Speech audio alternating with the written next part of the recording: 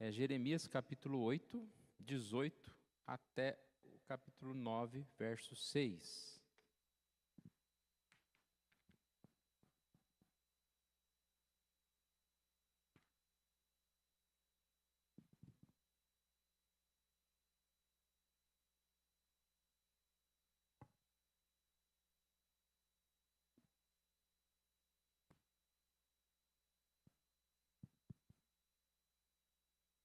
Vamos estudar a lição 6, o lamento da igreja.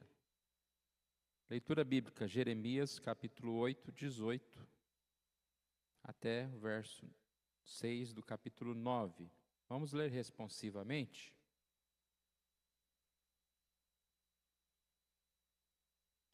Ó, se eu pudesse consolar-me na minha tristeza, o meu coração desfalece dentro de mim.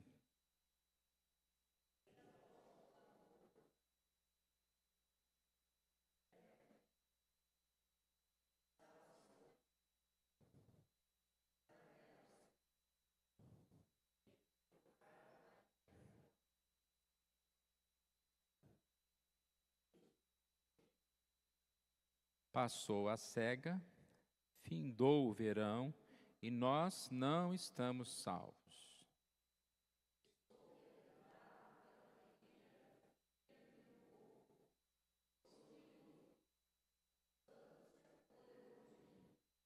Acaso não há bálsamo em Gileade, ou não há médico? Porque, pois, não se realizou a cura da filha do meu povo?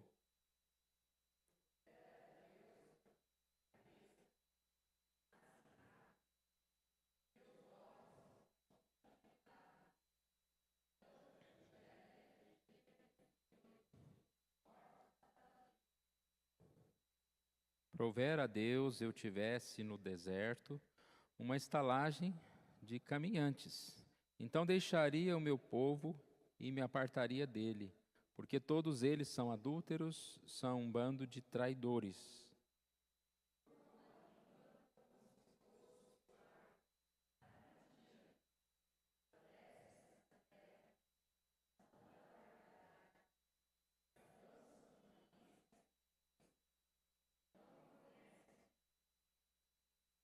Guardai-vos cada um do seu amigo, e de irmão nenhum vos fiéis. Porque todo irmão não faz mais do que enganar, e todo amigo anda caluniando.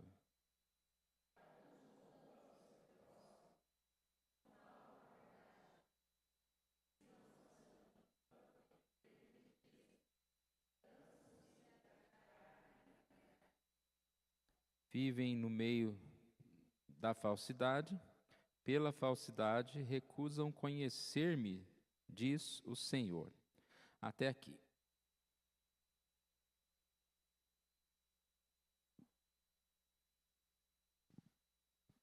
Na introdução, ele já traz um pouco do tema, o lamento da igreja, dizendo que um recurso valioso, mas fora de moda, é o lamento.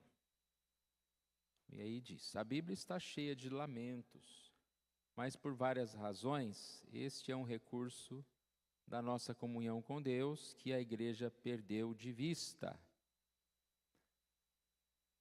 Então, o que ele quer dizer aqui é que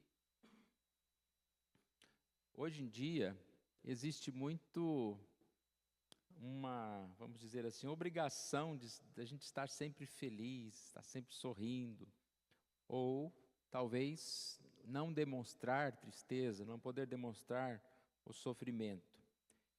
E a gente vê muito bem isso pela própria descrição, né? A exposição diária das pessoas na internet, sempre todo mundo muito feliz, sempre contando que está tudo maravilhoso, não tem problema. Mas nós sabemos que não é assim. Agora, vamos entender, essa ideia aqui do lamento também não é que a gente tem, vamos dizer assim, o direito de ser aquela pessoa que só lamenta, que você olha para aquela cara triste o tempo todo, sabe?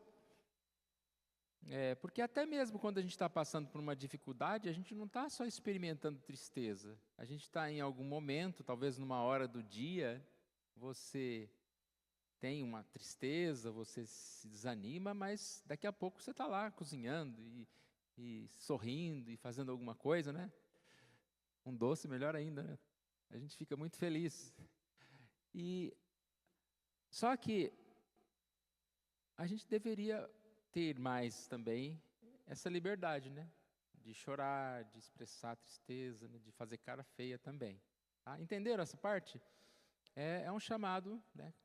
Nessa vida que a gente vive hoje em dia. Estou tentando lembrar a palavra. Quando tem que ser de um jeito. Mas não é, né? A vida não é assim. E a gente vai perceber aqui que Jeremias, ele tem esses dois momentos. No momento ele está triste, quebrantado, mas no momento ele está duro ali, falando o que tem que falar, né? Que esse povo merece a ira de Deus, esse povo precisa mudar. E o lamento sobre o quê? O lamento sobre o mundo, sobre o pecado, sobre a situação, né? Que a gente fica indignado com tantas coisas, mas também em relação à nossa própria vida, por que não? As questões, os problemas, o nosso pecado ou as dificuldades que nós enfrentamos. É algo que faz parte da vida. Tudo bem por aí? Então, ponto 1 é santa tristeza. Jeremias está inconsolável. Como é dura a realidade de um profeta que enxerga o mal com clareza, o castigo que um povo merece pelo seu pecado e, ao mesmo tempo, derrama-se em amor sincero e desejoso, e desejo intenso de misericórdia, ou da misericórdia divina. Né? Quando nós lemos aqui, por exemplo, o verso 21, eu estou quebrantado pela ferida da filha do meu povo, estou de luto. Ele está triste. Ele se derrama pela tristeza, pelo povo. E como eu falei em outros momentos, ele vai ficar bravo, né? Que esses vivem no meio da falsidade, recusam a conhecer-me, diz o Senhor. Então Jeremias ele apresenta aqui a tristeza diante da profunda ignorância do povo e de um povo duro que não quer arrepender-se. Um povo que cai, um povo que persiste no engano.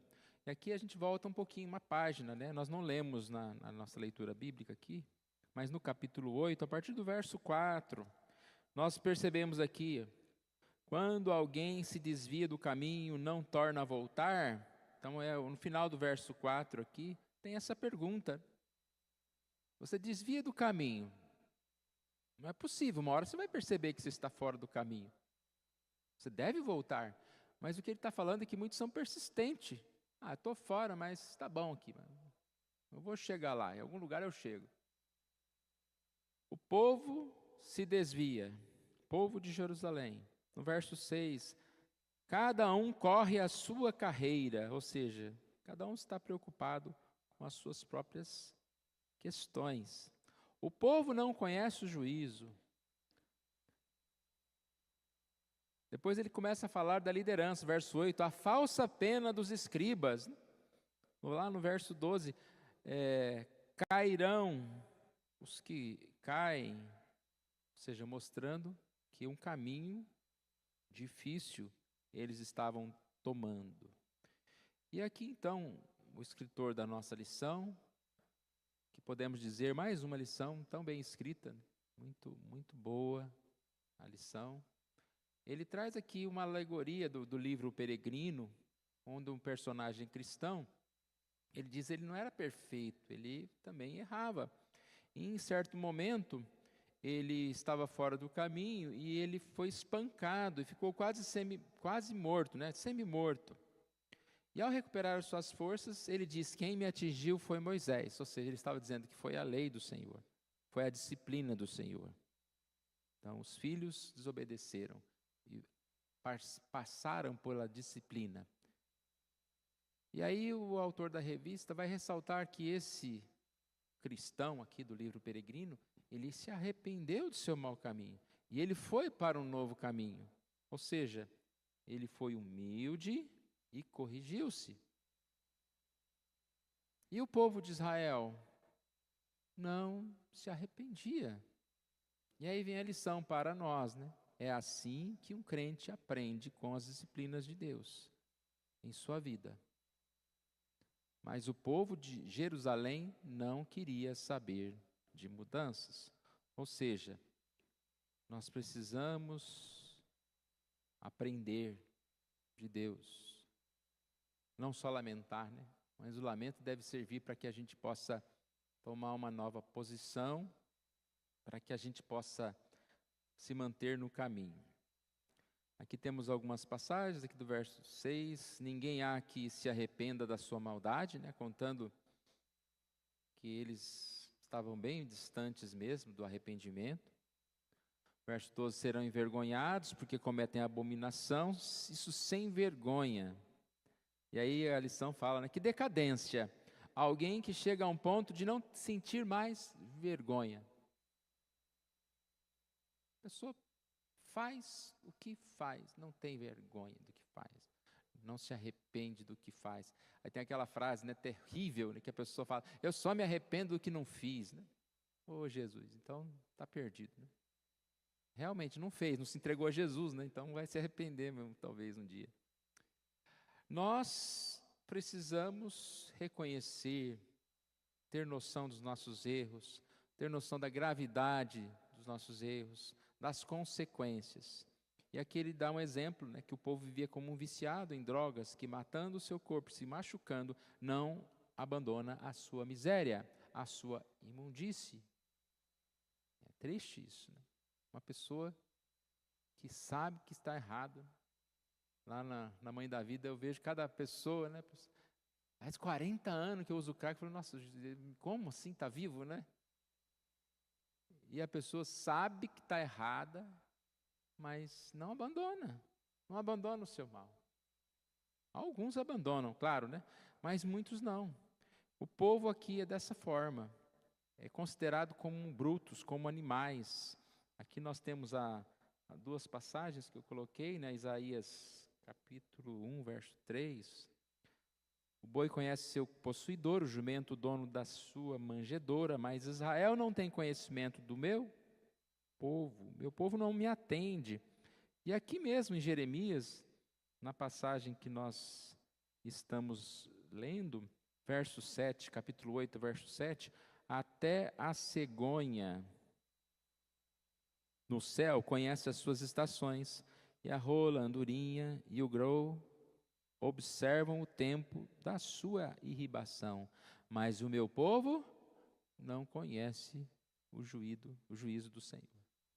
Já pensou? Vem aquelas nuvens pretas, vento, trovão, aí você fala, vou sair para tomar um sol. Não, espera aí, você tem que conhecer as estações. Não é a hora de sair para tomar sol, é hora para se abrigar, para tomar uma outra postura.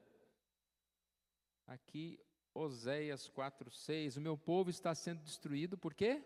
E falta conhecimento.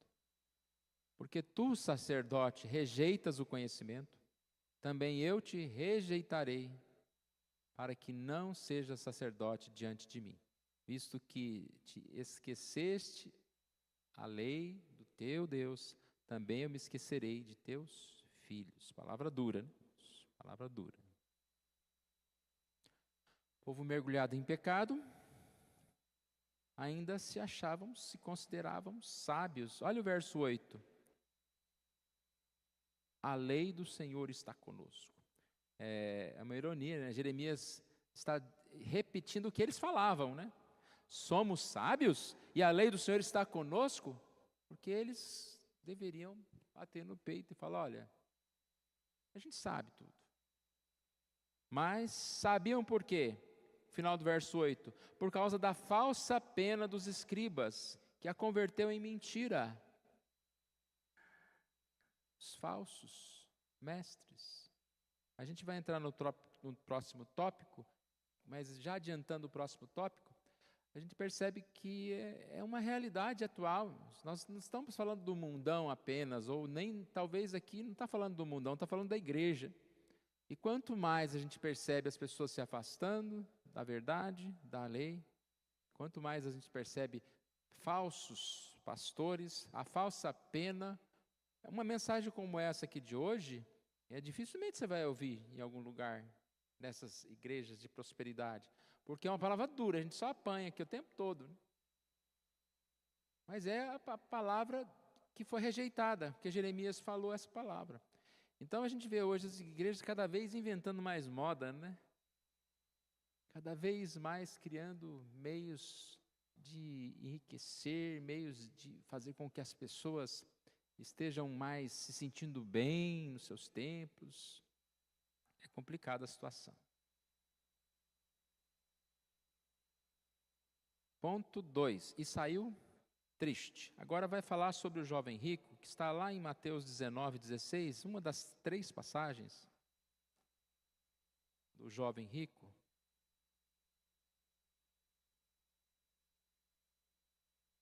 Nós não vamos lê-la, porque ela é bem conhecida. Só vou abrir aqui para caso surja alguma questão. Mateus 19, a partir dos 16. Então, a gente percebe aqui que ele faz uma comparação do que aquelas pessoas viviam com a vida do jovem rico. Do povo que não queria saber de Deus, queria saber dos seus bens, das coisas que tinha. E a história do jovem rico nós lembramos, né? Ele se aproximou lá do mestre, que farei para herdar a vida eterna, e a resposta que ele obteve, né? Guardar os mandamentos, e aí ele disse, isso eu já guardo, e aí o Senhor disse, vai e vende todos os seus bens, dá aos pobres. E ele, ouvindo essa palavra, retirou-se triste. Agora, olha a incoerência, né? Será que ele guardava mesmo os mandamentos? As pessoas hoje falam, não, só Deus na minha vida, só faço bem, né? Tá. E a gente sabe que não. As pessoas são iludidas pela falsa pena, pela falsa interpretação, pelos ouvidos que ouvem não a verdade, mas ouvem o que querem, e por isso estão distantes de Deus. Então aqui na lição fala, ele voltou triste por quê? Por causa dos seus pecados? Não, por causa do seu dinheiro. Qual que era a grande razão da vida dele? O seu dinheiro. Jesus trouxe para fora a sua intenção oculta.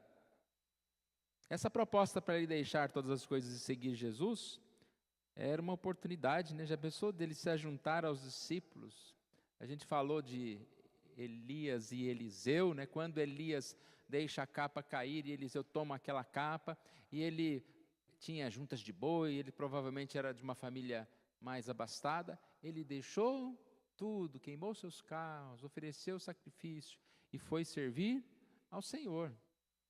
E aqui o jovem rico, ser discípulo, tá muito fácil não, né?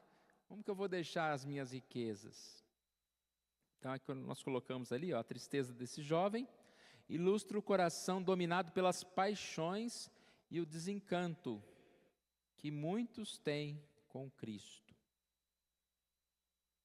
Ele queria servir à distância, sem colocar em risco o seu patrimônio, seu conforto, as suas alegrias.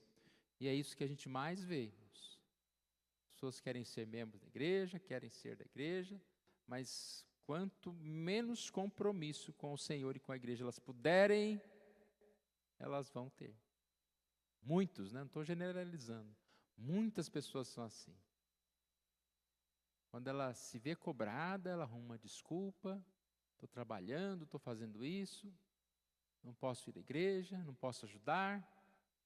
Mas muitas vezes nós sabemos que é uma desculpa, porque querem ser do povo de Deus, mas não querem compromisso com Deus, com a casa de Deus, com a igreja. E se apertar, Você vai criar problema para você, ou essa pessoa vai ficar brava, se entristecer, mudar de igreja talvez, né? Jeremias 17:19, Cristo não satisfaz a todos os desejos do coração, porque o coração é enganoso. Essa parte aqui que eu achei mais especial da nossa lição, podemos até dizer que ela é um dos centros da lição. O que satisfaz o desejo do coração? Do jovem rico eram as suas riquezas. O que deve satisfazer o desejo do nosso coração? É Cristo. Cristo satisfaz ao Pai e quer salvar o pecador naquelas coisas em que ele não acredita que precisa ser salvo. Essa frase parece difícil, né? Mas ele está falando assim, que nós precisamos de Jesus, não das coisas.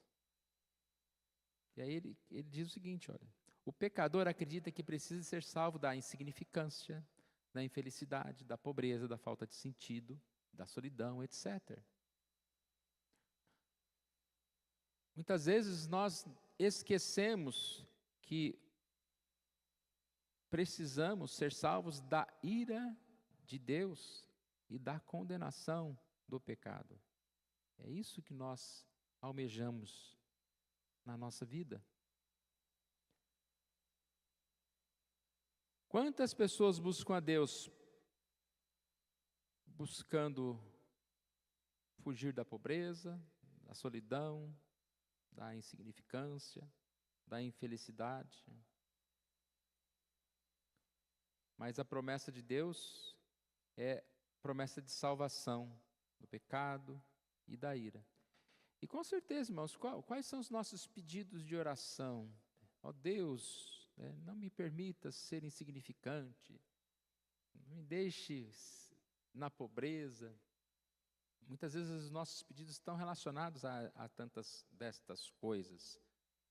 E nós sabemos que elas não podem dominar o nosso coração. E essas coisas dominam o coração do pecador, que não consegue enxergar a realidade de Deus. Aqui a lição diz, vive sonhando, desejando, almejando, buscando, iludindo-se com essa felicidade do casamento perfeito, da vida perfeita, dos bens, das coisas. Parece que vive numa eterna Disneylândia, né? De recreação. Eu preciso de tantas coisas, eu preciso de dinheiro, eu preciso de tantas roupas, desse carro. Eu preciso de uma casa em tal lugar, eu preciso tanto. Tá igual o jovem rico, hein? Cuidado. Você precisa de Jesus. Essas coisas, muitas dessas coisas, estarão diante de nós, na nossa vida, serão doadas por Deus. Mas aonde está o nosso coração? O nosso coração precisa estar em Jesus. O pecador precisa ser salvo da ira de Deus e da consequente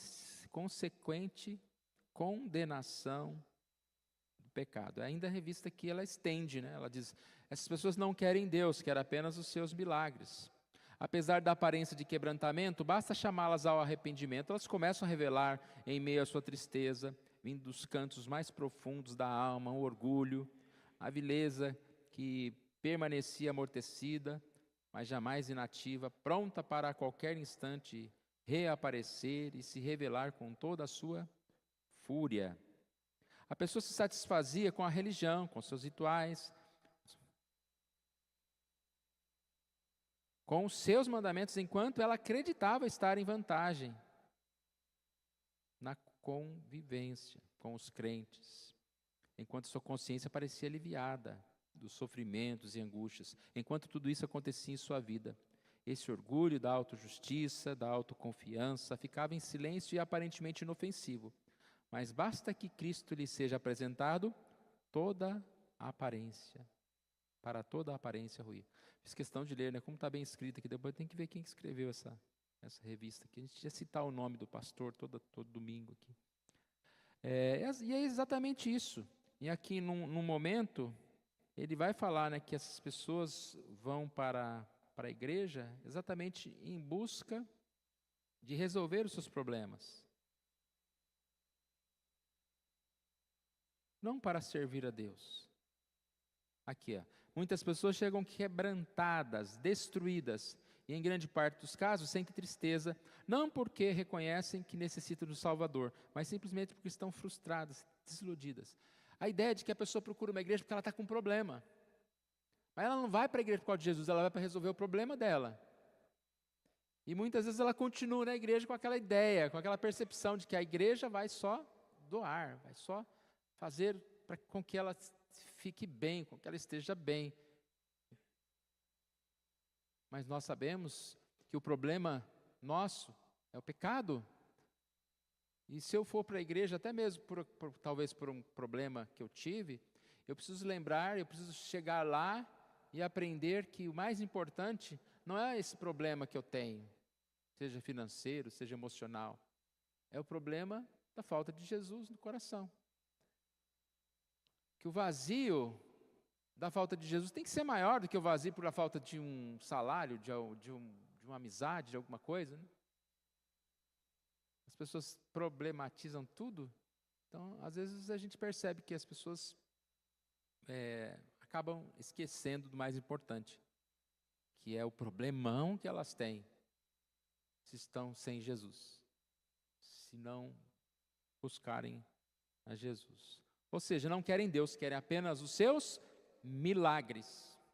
Apenas tem aparência de quebrantamento, mas chama atenção para ver. É o que eu falei há pouco, né? Ela vai procurar uma outra igreja que a receba daquele jeito. A pessoa não quer mudança. Prefere mudar a palavra do que mudar a si mesmo. Querem falar, irmãos? Nos ajudar um pouquinho? Passa a palavra. Só fala no microfone por causa da transmissão, As pessoas reclamam lá depois. Obrigado.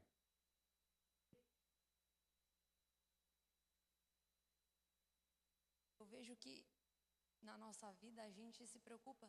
Nossa, judiação, Beltrano saiu da igreja. Ai, que dó. Mas a gente tem essa real tristeza que Jeremias tinha. A gente fica triste, que judiação só. Porque, na verdade, muitas das vezes, posso falar por mim, né? A gente está pensando no geral, no contexto que a pessoa vivia e deixou de viver. Mas não no contexto pecador, no contexto que eu também sou, que todo mundo é, na necessidade de Cristo. Porque Jeremias sofria pelos pecados das pessoas. Não sofria assim porque a galera não está curtindo vir na igreja. Não era isso. É pelo pecado. E todo mundo aqui, principalmente eu, a gente peca constantemente. Muitas vezes eu admoesto os meus filhos e eu penso, eu estou admoestando porque eles estão pecando ou porque eles estão me irritando? Eu estou educando os meus filhos para a glória de Deus, para a galera ver que eles são educados e eu escutar elogios que eles são queridos e educados.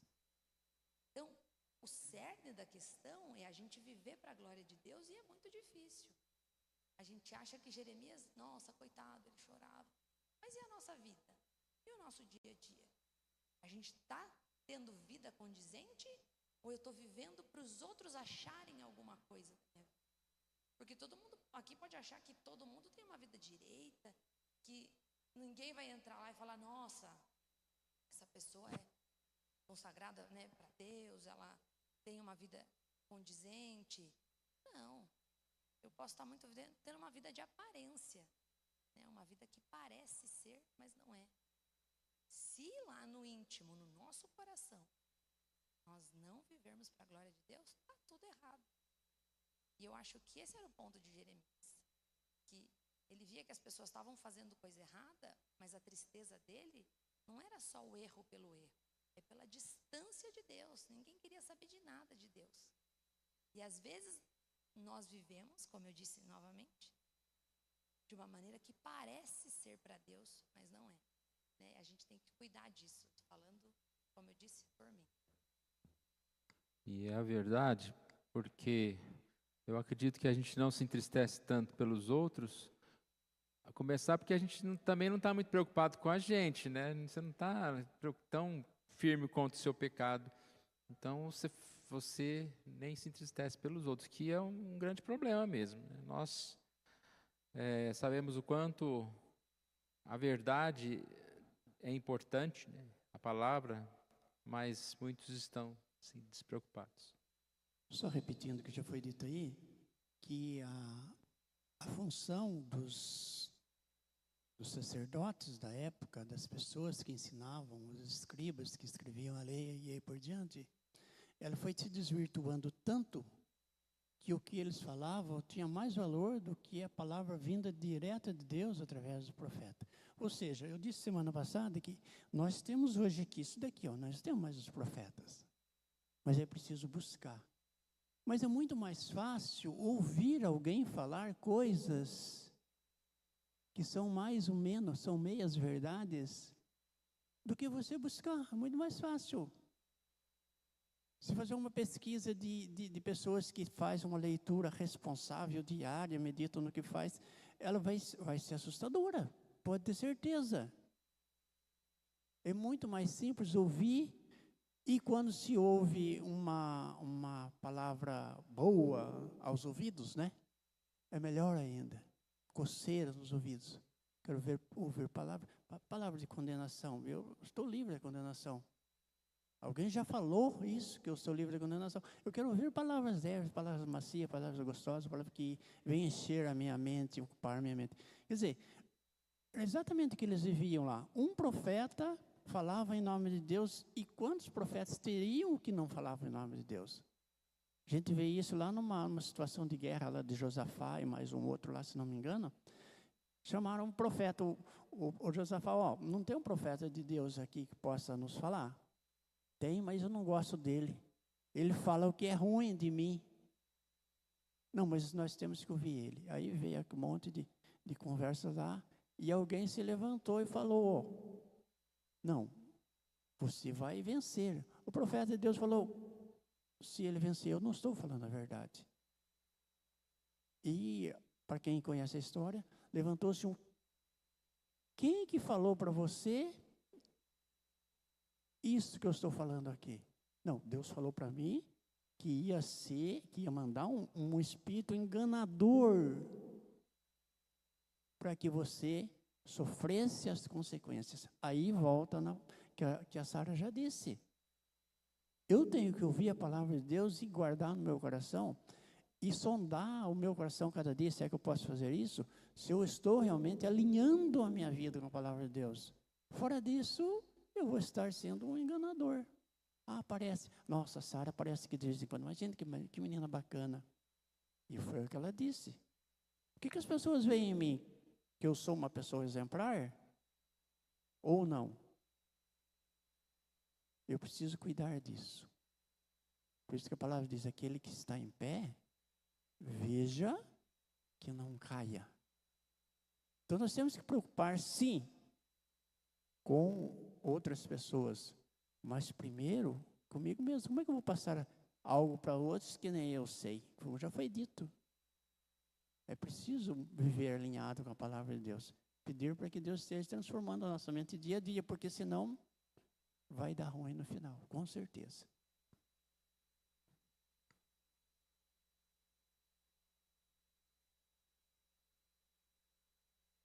Na sequência aqui, ponto 3.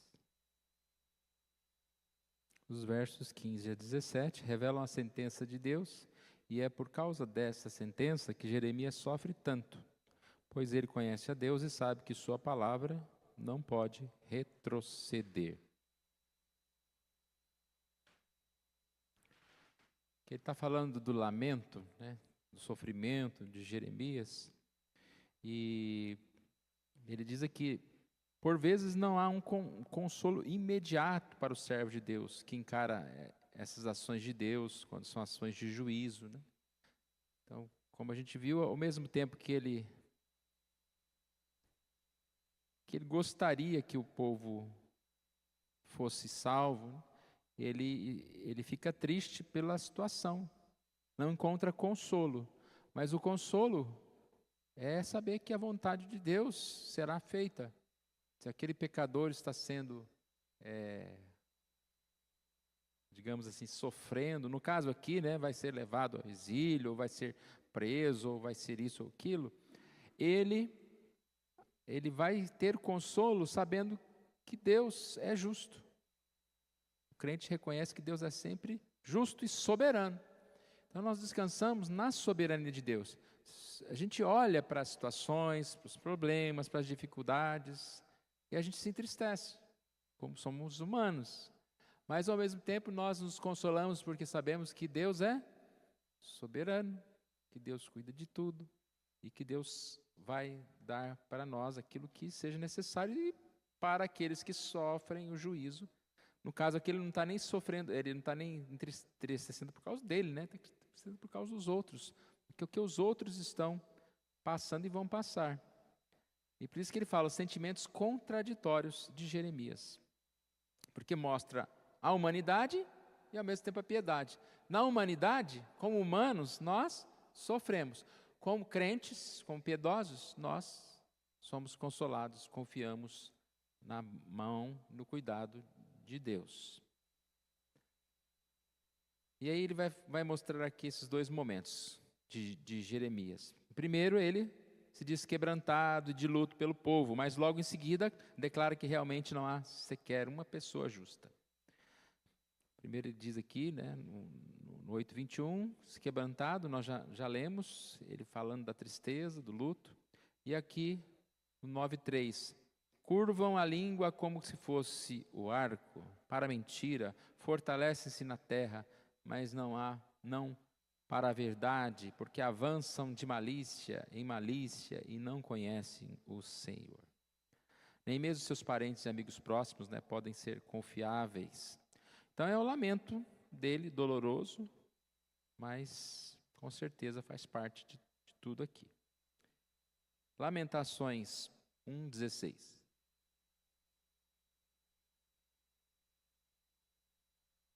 Porque estas coisas choro eu. Os meus olhos se desfazem em águas, porque se afastou de mim o Consolador, que devia restaurar as minhas forças. Os meus filhos estão desolados, porque prevaleceu o inimigo. Então, é uma palavra, né, de Jeremias, uma das frases de lamentações pelo povo. E o consolo? Ponto 4. Consolo vem de Deus, né?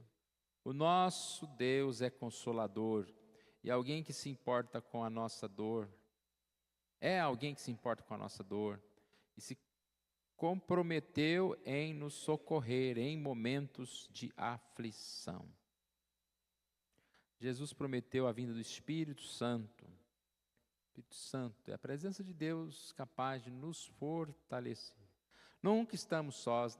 Essa é uma palavra não motivacional, é uma palavra muito verdadeira. Não estamos sozinhos. As pessoas, né, até mesmo os nossos familiares, muitas vezes nos abandonam. Mas não estamos sós. Nós temos o Senhor. E quantas vezes a gente critica alguém que não está do nosso lado? Mas se você começar a fazer uma autoanálise, quantas vezes você deixou um amigo? Quantas vezes você não atendeu alguém que te pediu ajuda ou agiu maldosamente para com a pessoa? Então, as pessoas não são muito diferentes de nós, né? Nós também erramos contra o nosso próximo. O Espírito de Deus não pode falhar, seu conforto é real, suficiente, nos alimenta. Isso não significa que não sentimos a picada do desânimo, do cansaço e da dor. Então está repetindo aqui, né? Sentimos, mas somos confortados. Eu acho interessante a gente pensar aqui, né? A gente está vivendo um momento em que muitas vezes as pessoas estão, eu já falei há pouco, né, se vitimizando, sentindo muito. E quando a gente lê lá Paulo falando que ele passou por tantas adversidades, mas ele entristecido, mais alegre, apanhando, eu não estou lembrando agora as passagens, né?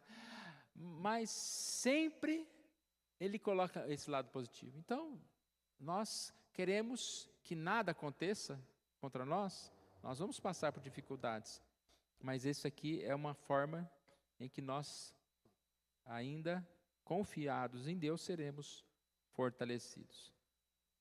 Por último, nesse ponto aqui, tem a o exemplo do exercício de supino, é um exercício lá que o aluno fica deitado na prancha, levanta aquele peso, e algumas vezes tem um professor atrás para ajudar. Tendo o professor atrás, você pode pôr um pouco mais de peso. Se você estiver sozinho, você tem que pôr um peso mais leve, porque se você não conseguir, né, aquilo lá vai cortar seu pescoço fora, né? Embora hoje em dia existem umas máquinas de supino que prende, né? Tem umas coisas tecnológicas diferentes hoje em dia. E ele fala que Deus aqui é como esse instrutor, né, que não segura o peso, mas ele permite que a gente vá até o ponto de aguentar, e naquele momento da dificuldade maior, ele suporta o fardo para nós. Então aqui, ó, Deus é o nosso instrutor, Ele carrega o nosso fardo, mas não ao ponto de não sentirmos fadiga, e sim ao ponto em que os músculos da nossa fé continuem em desenvolvimento. Já pensou se você vai à academia há 1 ano, você não mudou de peso? É o mesmo peso lá? Eu sou mais ou menos um desses lá, tá? Uns 25 de cada lado, tá? Aí um dia você falou, tem que dar uma aumentada nesse negócio aí, né? Porque vai ficar a vida inteira, né? Eu cheguei nesse peso alto, né? 25 é bastante, né? Mas aí, 1 ano? Mas aí você tem o medo, né? Mas não tem quem segure. E eu vou ficar aqui, com esse peso aqui, passando vergonha nessa academia? Então, a gente não precisa ser desse que não vá adiante, porque não tem quem segure. A gente quer a estabilidade, né? Mas o Senhor fala, não, vou aumentar o peso aqui, mas estou aqui atrás.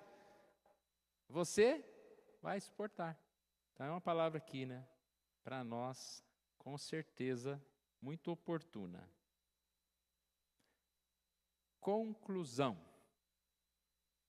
Lamentar é algo que a igreja faz quando peca ou testemunha o pecado e a autodestruição.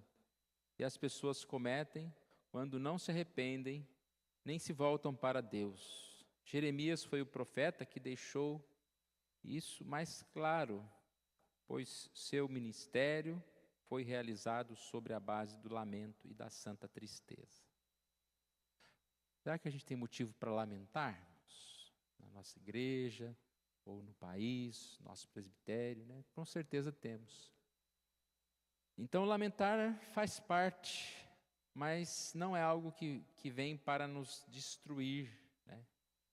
Aqui, o texto de 2 Coríntios 7,10 diz que a tristeza, segundo Deus, produz arrependimento para a salvação, que ninguém traz pesar, mas a tristeza do mundo produz morte. O que é a tristeza do mundo? É o pecado, que leva à morte.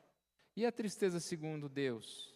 São as dificuldades, as tristezas que nós percebemos em relação aos acontecimentos, mas elas são para o nosso bem, para o nosso crescimento.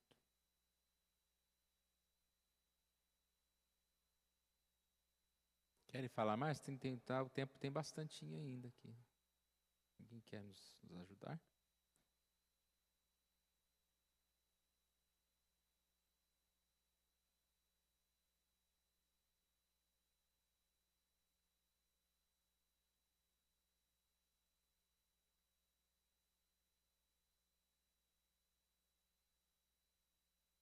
Eu quero que ela queime no inferno. Estou nem aí para ela. Bem assim. Minha mãe falou, você está errada. Eu falei, eu sei que eu estou, mas agora me peça para orar que eu não consigo. Minha mãe estava certa. Demorou um tempo para eu conseguir orar por várias pessoas, né? Mas assim, cristocentricamente falando, é muito difícil. Então, Jeremias sofre, mas eu ainda não sofro como Jeremias. Quando eu gosto da pessoa, né? Quando eu gosto é mais fácil eu sofrer e orar. Quando eu não gosto, eu acho que eu não ligo que a pessoa queime no inferno. Eu, sendo bem sincera. Talvez não seja só eu, né? Mas eu sou bem pecadora, então eu posso falar por mim. E essa piedade eu preciso pedir muito para Deus, porque para mim é muito difícil. Orar e Deus tira também do nosso coração, né? Passa, depois passa e nem lembra mais.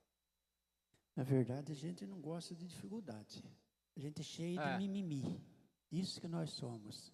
Que disse lá atrás, vai na igreja procurar, eu estou com o meu casamento meio arruinado, eu preciso melhorar. O meu emprego está ruim, eu preciso de um emprego melhor. É disso que o povo gosta. Por isso que quando vai entrar um governo, ele fala um monte de promessas bonitas. Que bom, se for assim, vamos tentar? Vamos. É tudo errado. Por quê?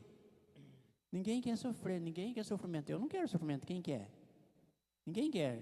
A Sara falou, mas nós somos humanos e às vezes é preciso passarmos por provas um pouquinho mais pesadas para nos ajustarmos espiritualmente. Imagina se ninguém tem dificuldade. Para que eu vou orar se eu não tenho dificuldade nenhuma? Se está tudo certo na minha casa, no meu trabalho, na minha conta bancária e não sei o que tanto mais. Para quê? Então eu já falei algumas vezes, quando está tudo muito calmo, eu fico apreensivo. Eu fico apreensivo, porque se está tudo muito calmo, espera que vem bomba por aí. E aí quando não está calmo, você fica apreensivo. Então a sua vida é uma apreensão, né? Quando não está calmo, aí sim, eu sei que eu tenho que clamar por socorro, porque eu não dou conta das dificuldades que me cercam. Se eu agir dessa maneira, não, deixa que venha, não, de jeito nenhum. Eu preciso me precaver, sim, orar. Por isso que Jesus falou, orai sem cessar. Orai e vigiai. Se está bom, ore. O Tiago fala assim, se está tudo bem, cante louvores, ou seja, esteja em comunhão com Deus. Se está ruim, ore e busque a Deus.